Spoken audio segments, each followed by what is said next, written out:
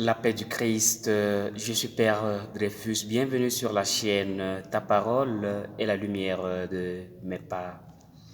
Ce dimanche, l'Église célèbre le 19e dimanche du temps ordinaire A. Les textes qui sont proposés pour notre méditation sont les suivants. La première lecture est tirée du premier livre de Rois au chapitre 19, les versets 9, 11 jusqu'au verset 13. La seconde lecture est tirée de la lettre de Saint Paul apôtre aux Romains au chapitre 9, le verset 1 jusqu'au verset 5. Et l'évangile est selon Saint Matthieu au chapitre 14, les versets 22 jusqu'au verset 33. L'Église continue de nous accompagner avec la parole de Dieu dans notre marche. La première lecture et l'évangile de ce jour nous parlent de deux manifestations extraordinaires. Dans la première lecture, il est question de la rencontre entre Élie et Dieu.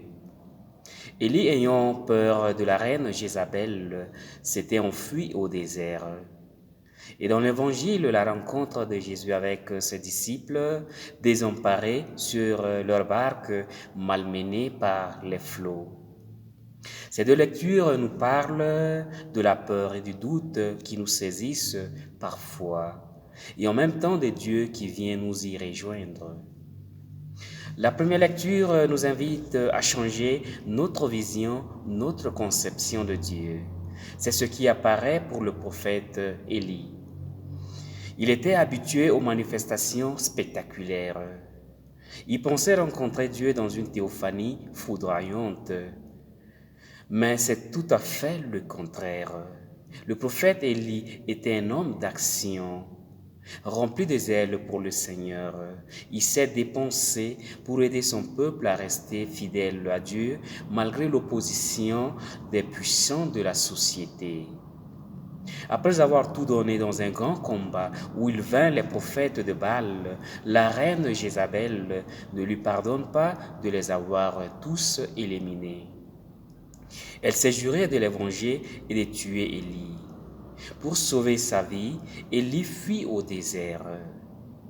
Après la réussite incontestable de son pari, tout s'effondre et le voilà déprimé, dans une détresse profonde. Découragé, il réclame la mort. C'est alors au milieu de ses déboires missionnaires que le prophète Élie va faire l'expérience réconfortante de la rencontre avec Dieu, pas comme il s'imaginait.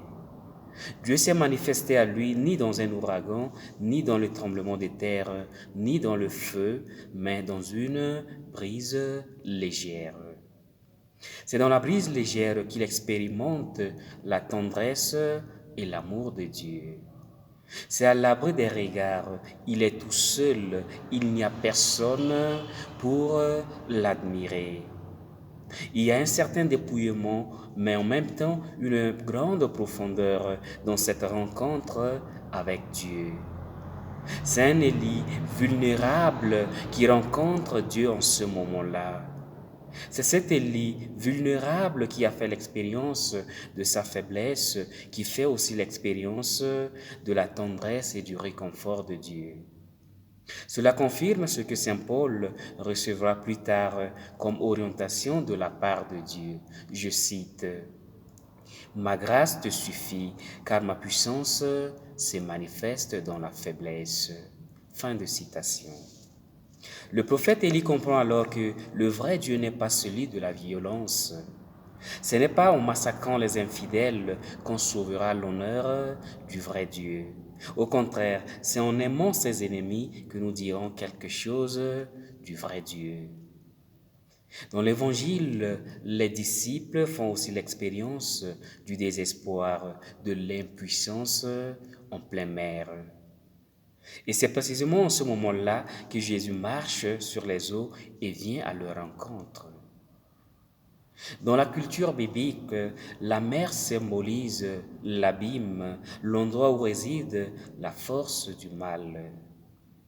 Dans l'évangile d'aujourd'hui, Saint Matthieu nous fait voir que Jésus marche sur la mer sans peur, avec confiance. Pierre, au contraire, marche sur la mer avec le doute et la peur de s'enfoncer. La force de pouvoir marcher dans la vie sur la faiblesse, sur la fragilité et sur le mal vient de la foi. Et la foi est un don de Dieu. Il est plus facile de dire qu'on a la foi quand tout va bien, quand la santé et le mental sont au beau fixe, quand l'économie prospère, quand le monde nous jette des fleurs. Or, la vraie foi se vérifie dans les moments troubles, quand le vent souffle dans le sens contraire de nos aspirations. La vraie foi est ce qui nous fait tenir au milieu de la mer lorsque les vagues et le vent sont violents. Lorsque la santé est perdue, la renommée et l'honneur se détériorent, et tout ce que nous avons et tout ce que nous sommes sont mis en jeu. Sur la parole de Jésus, viens, Pierre se lance dans l'aventure de la foi. Il est descendu du bateau et s'est dirigé vers Jésus. C'est un acte d'amour et de confiance, mais pas assez. Devant le vent et les vagues, il a peur et il commence à s'enfoncer dans la mer. La foi est un combat contre le doute et la peur. L'épreuve est forte et la foi de Pierre s'affaiblit. Pierre avait déjà une certaine foi, une certaine confiance en Jésus. Jésus ne lui dit pas qu'il n'a pas la foi, mais plutôt d'en manquer, homme de peu de foi. Sa foi n'est pas à la hauteur de ses aspirations.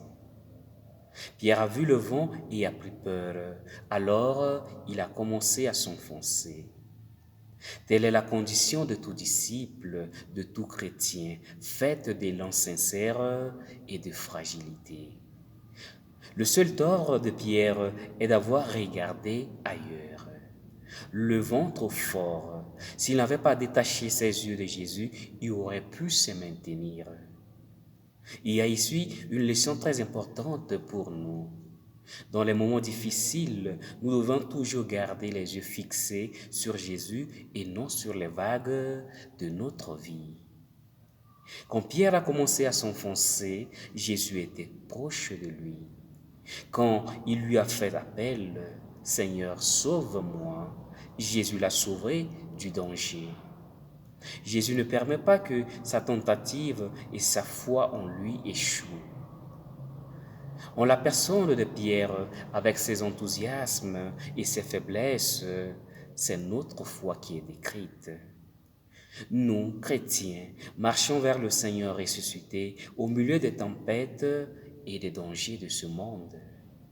Au milieu de nos épreuves, de nos naufrages et de nos échecs, Jésus est là pour nous donner un coup de main et nous conduire à bon port. Alors, quand les tempêtes sévissent dans nos vies, n'oublions jamais que Jésus n'est plus loin, n'est pas loin de nous. Que le Seigneur nous aide dans toutes les périodes difficiles de notre vie à entendre ces paroles d'encouragement. Confiance, c'est moi, n'ayez pas peur. N'oubliez pas de cliquer sur s'abonner pour ceux qui ne l'ont pas encore fait. Que le Seigneur vous bénisse.